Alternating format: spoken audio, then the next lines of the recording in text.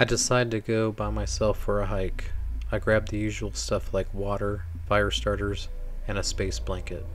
I have my Canon Rebel T7 and plan on taking some great pictures. I park in a crowded parking area used for multiple scenic trails in the area. I enjoy these walks a lot just to clear my head of unnecessary things. It is good to get unplugged once in a while and get away from all devices. I see a good amount of people walking past me, back towards the parking area where I am walking along the trail. I say hi to quite a few of them. Hikers are really pretty nice people. They could be rich business people or someone that just got out of a bad situation but just trying to clear their head. But they will always say hi to everyone. So I get to the first mile marker and I'm feeling pretty good. As I am moving on, I'm not seeing as many people as I did before. Maybe some of the cars at the parking area were for other trails and not this one. I get to mile marker 2 and I see a beautiful waterfall. That wasn't the only sight though. I see the most beautiful woman I have ever seen in my life. She is in a very small bikini swimming in the water. The waterfall is pouring over her. She is so good looking. I am taken aback and a little flush. I want to take pictures, but now I don't because I don't want to seem like some weird creep. And I definitely don't want to go talk to this girl in the state that I'm in. That could be the worst thing for me. So I awkwardly gulp and continue on the trail away from the waterfall and the beautiful woman. I'm back on track and on my way to mile marker 3. As I'm leaving, the woman looks at me over her right shoulder and smiles at me. Oh boy. Okay, very exciting, but I need to get going so I can make it back to the car before the sun goes down. Now that I'm out of the uncomfortable situation, I arrive at mile marker 3. This area is beautiful. It has some creek beds with frogs, grasshoppers, and even a beaver all by his lonesome, just like me. I take some pictures while I'm walking around. As I am passing mile marker 3, I see a couple sitting on the side of the trail on a rock. The guy looks very tired. I approach them and ask them if everything's okay. They tell me the guy is feeling sick. I look up dehydration symptoms with my past knowledge as a rescue crew chief, and it does appear that he is dehydrated. I grab a bottle of water out of my bag and hand it to the guy. He thanks me and tells me he thinks he can make it back. The girl, who must have been his girlfriend, thanks me for helping out. She explained that he had just recently ran a marathon within the last week, and she told him they should not go on the hike, but he didn't listen. Lesson learned, I guess. As I am talking to them, I see the gorgeous woman in the distance out of the left corner of my eye coming towards us. Oh no. So I tell them good luck and let them know I will be back through this way when I hit Devil's Peak and come back. If they are still here, I can assist. So we part ways, and I start to head down to mile marker 4 with the woman trailing me slightly. So I try to get to mile marker 4 without causing too much of a scene, as if I'm trying to hide from her. Yes, I'm being introverted, but I'm trying to make some time for me so I can be better with my mental health. So I get to mile marker 4, the Devil's Peak, and it's a breathtaking view, just absolutely amazing. I take plenty of shots of the landscape. So I'm wrapping up my photo shoot when the attractive woman approaches me. Here it is. I knew it. I tried to escape this, but here we go. She says hello, and her voice is one of a kind beautiful. I awkwardly say hi and try not to look so weird. She giggles and says it's nice to meet me. She says the mountain landscape is so beautiful, which is why she has come this time of year. She said the sun hitting the trees a few hours before sunset is a work of art. I agree with her and let her know that's why I'm here, to enjoy the wonder of nature. She sees my camera and asks to see some of the pictures. I oblige her and show her the snaps that I got while I was out on the... I oblige her and show her the snaps that I got while I had been on the mountain. However, I did forget that I did take one picture of the waterfall when I first got there and didn't realize she was in the bikini swimming in the water. She's scrolling through my pictures, and I know that she's coming to that part. She gets there and says, "Oh, that's embarrassing." I reach for my camera and I say I'm sorry. I didn't know she was there, I promise. She smiles at me with the most beautiful smile and says, okay, I don't mind. My heart literally flutters out of my chest. This girl is pretty laid back and easygoing. I'm feeling a lot more comfortable suddenly. So we end up chatting up there on Devil's Peak, with a beautiful view for a while.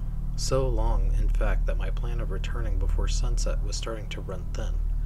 When I realize this, I tell her we should probably head back now. She agrees. So with 4 miles left to go, we start heading back to the mountain to the parking area. Down the mountain to the parking area. I do see the sun getting close to the horizon, but it's not there yet. We hit mile marker 3 with no trouble. We are moving quick. We get to mile marker 2, and I think we have time to at least take a couple of shots of the waterfall before we head down. Jessica says now you can take pictures without me in them this time. We both laugh about it, and I smile for the first time in a long time. I guess I have been pretty self-loathing, in a perpetual state of self-destruction, and somehow now I'm getting out of it. I guess I had accomplished my mission after all, of getting over the dreadful feeling of being left and worthless. I laugh and tell Jessica I will just be a minute. I take some good shots and wrap it up. We start heading down past mile marker 2 now. The sun is setting now, but there is an hour of nautical twilight we can use to our advantage to navigate the rest of the way. When the sun sets, it still shines around the curvature of the earth for an hour before it gets completely dark. So with that, I know I have an hour before I have to pull out my flashlight and navigate the rest of the way. That won't be the end of the world because we will almost be at the parking lot. I feel like Jessica and I have so much in common. She even lets me know that she had gone to the mountain because of a bad breakup she recently had and was trying her best to be alone and think about life. I told her I was doing the exact same thing. As we are getting to about the half-mile mark, I saw a string of red droplets going off the right side of the trail. I pointed it out to Jessica, and we both look at each other like, let's check it out real quick and then get back on our way just in case. We followed the trail of red oozy liquid to the man I met earlier that was dehydrated. The guy is now covered in blood and having agonal gasps. He's still alive. This is why I love Jessica to this very day. We both immediately rush to give him a quick assessment. He has some stab wounds. We stop the bleeding, but there's still some blood coming out. It's just not gushing anymore. We put him in a chair carry and go as fast as we can to the car. We hit the quarter mile and we are almost there. We have cell phone reception again in this area, so Jessica calls 911 and tells them we have a man that looks like he's been stabbed, that's breathing very heavily. She says please meet us at the parking area for Devil's Peak. The police and ambulance report that they're on their way. We're going as fast as we possibly can because his life hangs in the balance. We don't know how this happened and we don't know where his girlfriend is, but none of that matters anymore. He needs to get to the hospital. We see the parking area in the distance and we are almost there. The man coughs and spews up blood. Please don't die, I thought. We get there and the paramedics are there waiting for us. Miraculously, they are able to stabilize him and get him to an emergency bed for transport. This is amazing. We did it. Jessica and I look at each other like we had just accomplished an amazing goal together.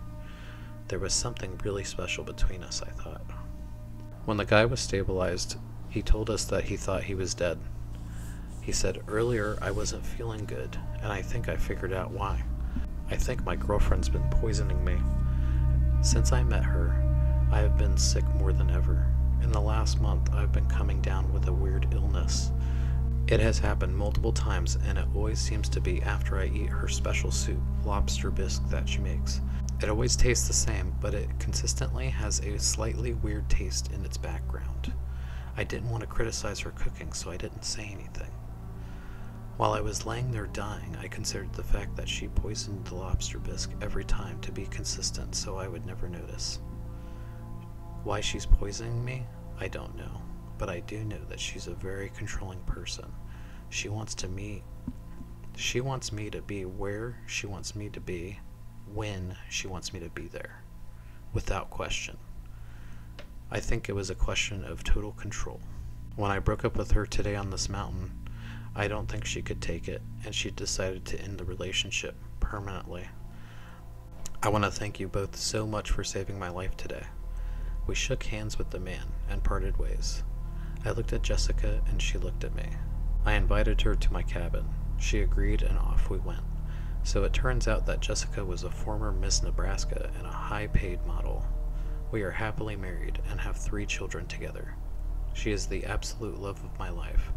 I am so glad I went to the mountain that day to clear my head, because it changed my whole life, and in the process we saved a man, which is also pretty cool. Make sure you know the one that you're in a relationship with. And don't eat the lobster bisque if it tastes funny.